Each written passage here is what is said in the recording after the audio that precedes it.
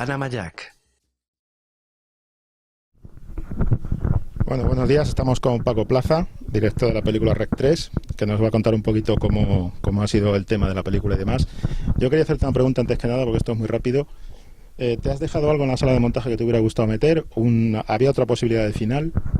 No había nada. La verdad es que no tuvimos tiempo. Me hubiera gustado dejarme cosas, pero no tuve tiempo de rodar nada más que lo que hay en la peli.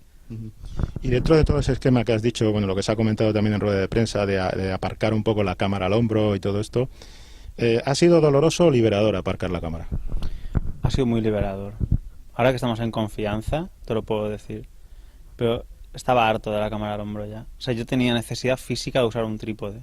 O sea, tú piensas que son 5 años rodando 2 películas sin poner un trípode.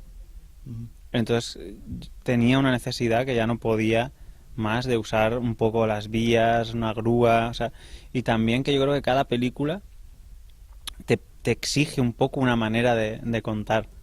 Y en este caso, esta película tenía que contarse así, tenía que contarse de una manera, si quieres, de una manera más cinematográfica, utilizando un lenguaje más convencional.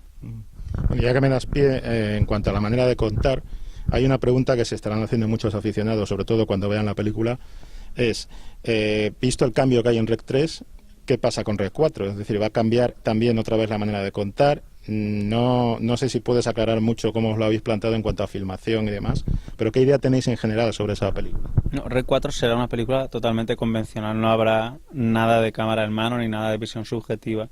O sea, la saga evoluciona hacia aquí y no ha pasado el punto de no retorno.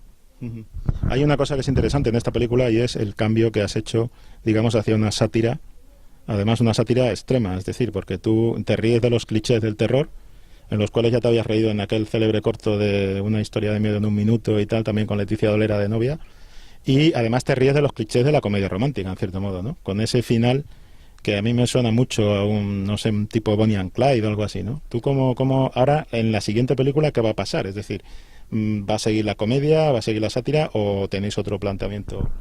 No, cada una de las películas tiene una personalidad muy marcada, ¿no? Y en este caso, la tercera y la cuarta, en la cual nos hemos dividido, Jaume y yo, la cuarta no tiene ningún elemento de comedia, ¿no? La tercera tampoco es una cosa premeditada, que tú digas, voy a hacer una película en la que introducir elementos de comedia, sino que realmente es la propia película la que te dicta un poco cómo ser contada, porque una boda, el tío que se emborracha, o sea, son situaciones que, quieras que no, te inclinan la balanza un poco hacia ese terreno. O bueno, siempre la REC desde el principio para nosotros ha sido una travesura, ha sido algo irreverente, algo juguetón para disfrutar, para pasarlo bien. Y en este sentido nos hemos metido dentro de la historia de esta boda y claro, no podíamos evitar un poco que se generasen una serie de arquetipos que te llevan un poco a ese terreno más ligero, ¿no? Es una película más autorreferencial y sobre todo yo la definiría como más gamberra. Cronológicamente, porque sí que lo habéis planteado, hay alusiones a la primera película, al tema de la casa y tal, cronológicamente, ¿qué puesto en tiempo ocuparía? ¿Estos son unas horas después un día después?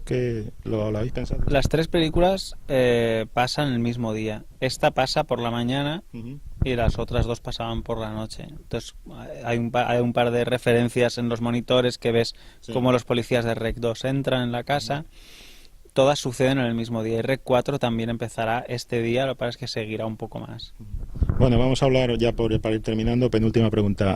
¿Proyectos a partir de ahora, aparte del tema de producción artística en REC 4, que ya nos han comentado que lo vas a hacer tú? ¿Tienes alguna película, otro género? No sé, cuéntanos.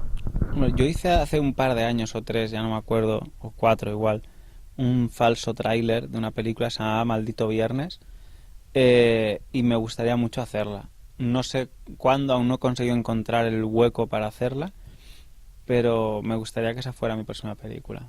Muy bien, ya última pregunta. ¿Tu película favorita o serie con temática zombies? Con temática zombies. No me suelen gustar mucho las pelis de zombies, pero si he de escoger una que me encanta es No profanar el sueño de los muertos, de Jorge Grau. Muy bien. Estupendo, pues muchas gracias y Muchas que tengáis gracias. mucha suerte con la película. Muchas gracias, muy amable. Bueno, buenos días. Estamos con Paco Plaza, director de la película REC 3, que nos va a contar un poquito cómo ha sido el tema de la película y demás. Yo quería hacerte una pregunta antes que nada, porque esto es muy rápido. ¿Te has dejado algo en la sala de montaje que te hubiera gustado meter? ¿Había otra posibilidad de final? No había nada. La verdad es que no tuvimos tiempo. Me hubiera gustado dejarme cosas, pero no tuve tiempo de rodar nada más que lo que hay en la peli. Ujú. Y dentro de todo ese esquema que has dicho, bueno, lo que se ha comentado también en rueda de prensa, de aparcar un poco la cámara al hombro y todo esto, ¿ha sido doloroso o liberador aparcar la cámara? Ha sido muy liberador. Ahora que estamos en confianza, te lo puedo decir. Pero estaba harto de la cámara al hombro ya. O sea, yo tenía necesidad física de usar un trípode. O sea, tú piensas que son 5 años rodando 2 películas sin poner un trípode. Ujú. Entonces tenía una necesidad que ya no podía más de usar un poco las vías, una grúa, o sea, y también que yo creo que cada película te exige un poco una manera de contar.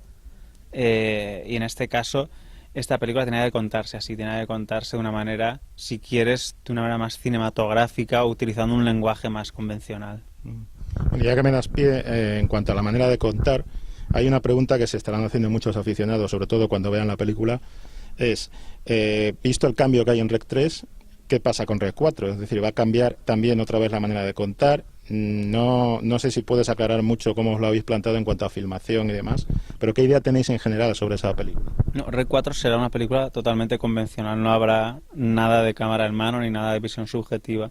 O sea, la saga evoluciona hacia aquí y no ha pasado el punto de no retorno. Ujú. Hay una cosa que es interesante en esta película y es el cambio que has hecho, digamos, hacia una sátira, además una sátira extrema, es decir, porque tú te ríes de los clichés del terror, en los cuales ya te habías reído en aquel célebre corto de Una historia de miedo en un minuto y tal, también con Leticia Dolera de novia, y además te ríes de los clichés de la comedia romántica, en cierto modo, ¿no? Con ese final que a mí me suena mucho a un, no sé, un tipo Bonnie and Clyde o algo así, ¿no? Tú como ahora, en la siguiente película, ¿qué va a pasar? Es decir, ¿va a seguir la comedia, va a seguir la sátira o tenéis otro planteamiento?